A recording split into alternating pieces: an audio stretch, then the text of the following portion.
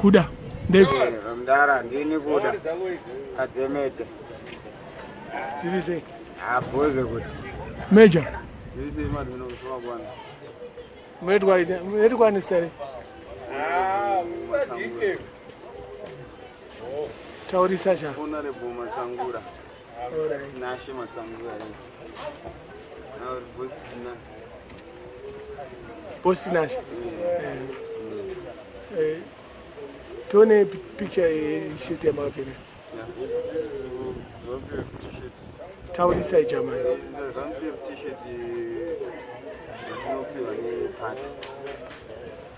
Kwa hiyo wenda usina MDC. Anditi mazwa achitadza kunyatsa kutaurisa because zvinonyadzisa. Kunge uri mwana mudiki wakapfeka zvinhu zvakadai so. Zvikunyadzisa. Wai uchitadza kunyatsa kutaura. Ndakapfeka t-shirt yezano. Uri kutadza kunyatsa kutaura kuti ine t-shirt adzingopiwa. T-shirt dzatone dzakapfeka adzingopiwa vanhu vese. Kwete kuti adzipiwe. Havade, vana vatode. Havadzidi. Zvinovhiringidza. Aiwa kuvhiringidza. Wozi tikapa munhu MDC t-shirt anoita zvinhu zvatisingadi. Uchimpire. Wozi anenge achichemera. Ndenda kambochemera izvezvo. Hadi isusu hatidi munhu anenge asiri mumastructure. Mastructure yeZANU-PF. Sometimes we are not obliged kana kuti we are not invited to come to ZANU-PF offices or meetings. Kana usiri weZANU-PF. Inini zvangu. Inini kwete kuti pane umwe munhu. Inini pache zvangu inini.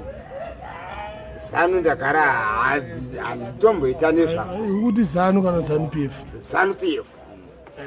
Asi kune ZANU neZANU-PF. Handizive because misangano dzacho handizipinde. Saka handisiwe nezvazviri. Inongoziva kuti izanu chete. Iyo chiorore yanozviti chiorore yake. Chiorore zveshagozi ndo yakabva ku. Batakapinana apa. Mapinana zviri kuita chizvo. Maiwe. Anotora kuti vakakwanisa kuwana 44% kuvhotwa kwakaitwa muna 2018. Zvino asi munamboverenga pepa nazvo. Ndariverenga nazvo. Vachawina. Asi nekuda kuti musangano wemuno weZANU-PF muZimbabwe unoramba uchitonga. Imbwa dzichingokura dzichingodi musangano unoramba uchitonga nekuti ndo wakawina independence yenyika inoyi. And there is percentage of zero corruption. And ZANU-PF hatisi matsotsi. Tinozvimiririra mune zvisi zvatichiita. Hatipo pakuti isusu kuda aseka nebereva. Zvizvo zvatichataura panapa isusu zvine zviri zvechokwadi. Kana vanhu votaurawo nezvechokwadi. But just because vane matsotsi because maopposition parties awanda. Kune mamwe awanda angoripo. Hakuna maopposition parties akawandisa. Ariko kune NPF. Dapi. Kune ZIP. Aiwa sha. Kune chiororo ndepiko. MDC. ZANU iri kuopposition nechi. ZANU-PF iri kuopposition nechi. MDC arranges. Ye. Saka iwe ungataura kuti mabato twana ningi uto. Aiwa. Kuti kana iye kana MDC arranges. Ipati rinopikisa. Because dekataura kuti rinopikisa. Ndokupikisa kwacho. Ipati rakawina. Aya haina kuwina. Yakadyiwa neZANU-PF zviri straight. Yakabirirwa. Panoitwa musangano pega pega hapabirirwe because pane ma-international observers.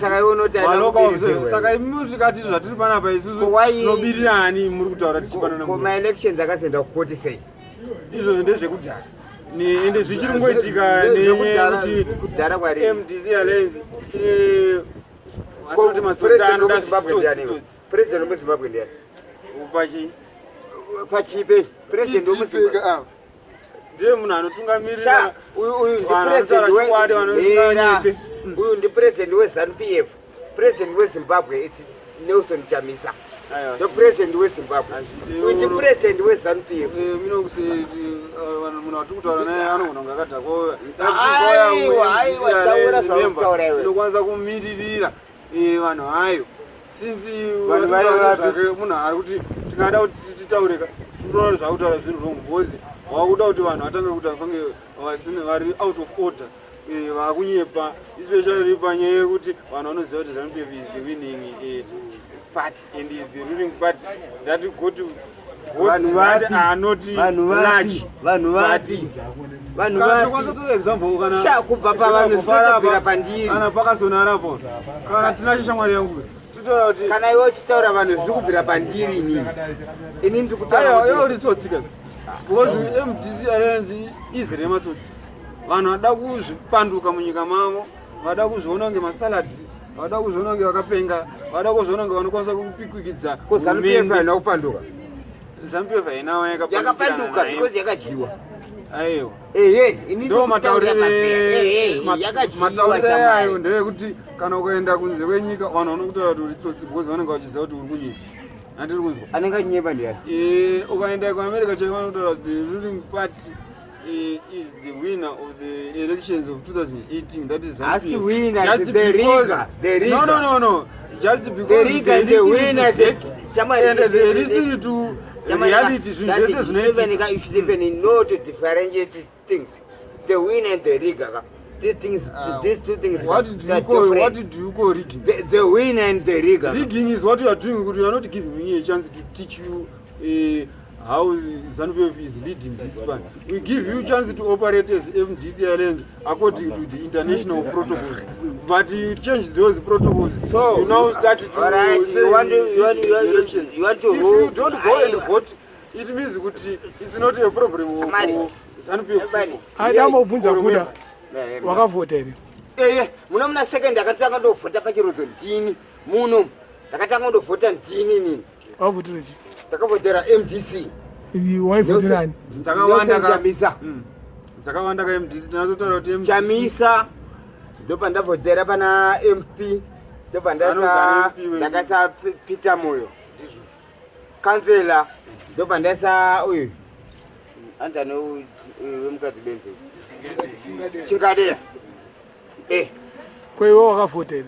ndakavhota chaizvo ndakavhotera angu maZANU-PF ese matatu kuti na president Emerson Mnangagwa ndangagwa then MP wedu ndiye adzane usati MP wenyu makadyiwa ka edu akadyiwa hamuna MP muno edu akadyiwa siye kapedza kutaura honorable Andrew Makamadzi uchibvo kansela wedu Arthur Murumba vese vavo vakadyiwa nekuda kwekuti munombare munogara vakadyirwei munogara ina tinyarare Maginda Goria zvinoreva kana mabhambi akabva kumusha andiri kunzwa ndikutaura kana vanhu vanoda mari saka inini ndiri bhambi nei iwo handisi kuti uri bhambi because iwo wagara uri muno kubvira 2013 wakavhotera MDC Alliance unoziva zvaunoita neMDC Alliance isi tikutaura kuti view yedu kuona kwatakaita isusu sevanhu veZANU-PF tikutaura kuti vese vakavhotera MDC Alliance Maginda Goria vanhu vari kutsvaga mari because chamuda kuti chichinje chii musina mari muhumwe zvakafanira kuti oda ko iwewe wakavhotera ZANU iwewe unoda kuti chauri kuwana chacho isusu tatakapromisa